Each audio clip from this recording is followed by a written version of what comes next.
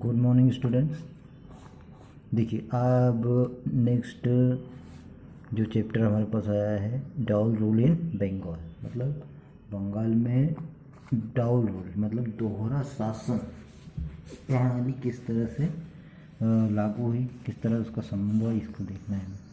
देखिए यहाँ पर है after the battle of Buxar the English company the sign treaty of Allahabad, ठीक है, विथ मुगल एम्परर शाह आलम।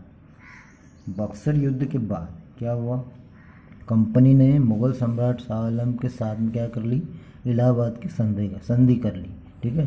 उसके बाद ही ended the over right of Diwani of Bengal Bihar and Orissa to the company.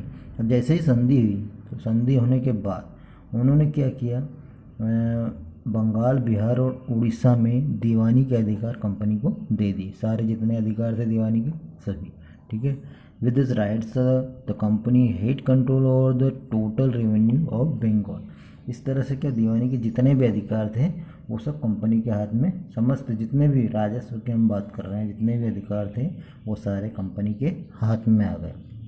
तो ये मैं छोटा सा आपको समझा देता हूँ, है ना, थोड़ा हिंदी में थोड़ा सा आप उसको समझ लें।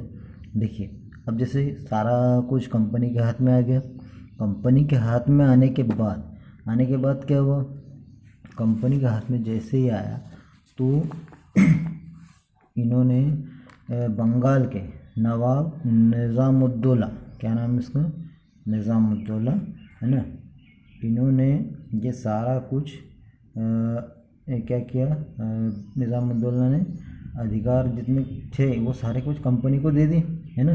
किंतु क्या हुआ, इतना बड़ा दायित्व, जो क्या बोलते हैं हम उसको, जो दायित्व रिस्पॉन्सिबिलिटी, जो इतना बड़ा जो दायित्व था उन्होंने अपने ऊपर लेने के लिए तैयार नहीं थी। कंपनी पूरी तरह से मना कर गई कि इतना बड़ा दायित्व कैसे लेंगे हम।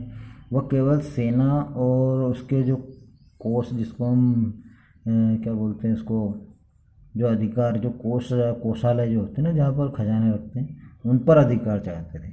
उनको तो सिर्फ धन लेना था, पैसा हथियाना था, इसलिए उन्होंने क्या किया, सिर्फ सेना और कोष पर अधिकार करने के लिए राजी हो गई। अब इस समय बंगाल का जो गवर्नर रॉबर्ट क्लाइव, है ना, जो बंगाल का जो गवर्नर था, क्या नाम था उसका, रॉबर्ट क्लाइव, है ना, नाम दिख रहा है, नाम, बंगाल का जो गवर्नर रॉबर्ट क्लाइव, उसने क्या किया, रॉबर्ट क्लाइव ने, वो जानता था कि कंपनी के पास तो अभी इतनी शक्ति है नहीं, क्योंकि एक साथ दीवानी और निजामत के कार्य कंपनी नहीं देख सकती, ठीक है।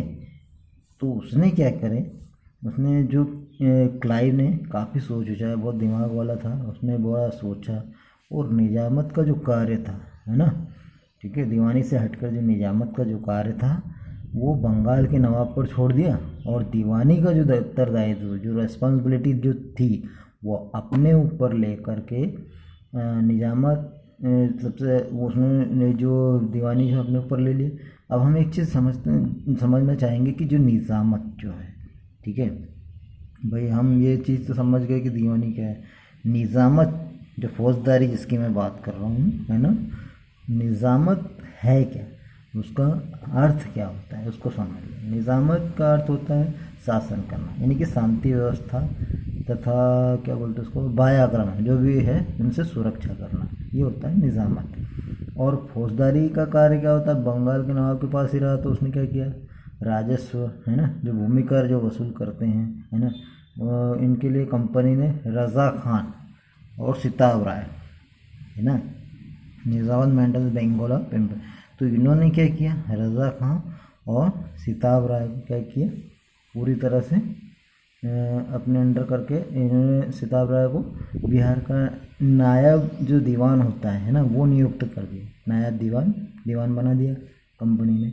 और जो उससे राजस्व, निजामत का जो राजस्व आया है ना, ऊपर व्यय करके, जो खर्च करके, बंगाल के नवाब का खर्च, है ना, और मुग़ल सम्राट को पेंशन देने के बाद शेष राशि जो होती है वो कंपनी के कोष में जमा कर देते थे।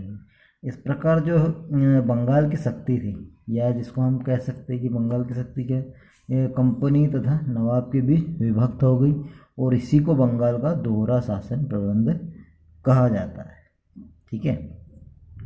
समझ में आया? इसको मैं शॉर्टकट कर देता हूँ थोड़ा सा। देखो, जैसे भाई जो अंग्रेज आए थे, है ना, ब्रिटिशों की बात कर रहा हूँ, वो लोग क्या कर रहे थे, यहाँ पर उन्होंने दीवानी और एक फौजदारी, है ना, दो के ऊपर अपना अधिकार करने की कोशिश की। बट जो बंगाल के जो नवाब थे ना, जो निज़ामुद्दौला, इन्होंने निज़ामत के अधिकार भी कंपनी को देने चाहे, तो कंपनी ने लेने से मना कर दिया, क्योंकि उनको तो चाहिए था धन, ठीक है, पैसा, ठीक है। तो उन्होंने दीवानी में जो है कोर्स का कार्य होता है, तो इसलिए उन्होंने वो वाला जो काम था वो मना कर दिया और धीरे धीरे इनको अपने अंदर कर दिया सारी चीज़ें।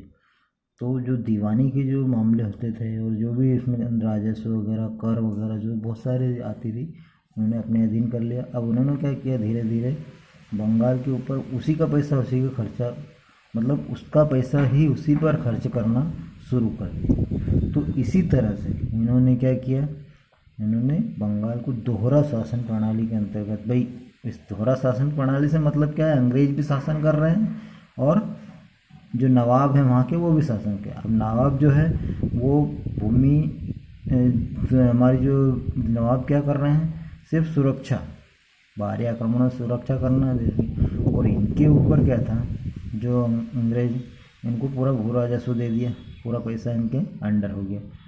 तो इस तरह से दोहरा शासन प्रणाली समझ में आई। भाई नवाब भी शासन करते थे और ब्रिटिश जो अंग्रेज थे वो भी शासन करते थे, समझ गए?